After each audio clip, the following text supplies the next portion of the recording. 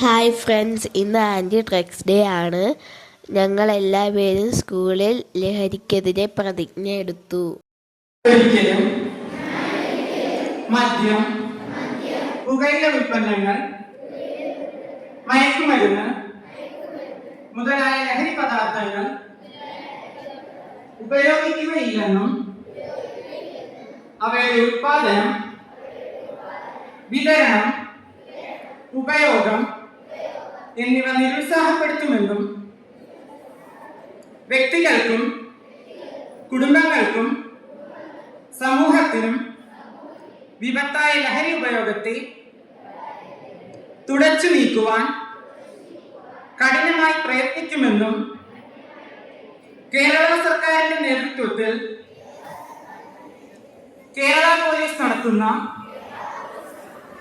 operation തൂഫാൻ പദ്ധതിയിൽ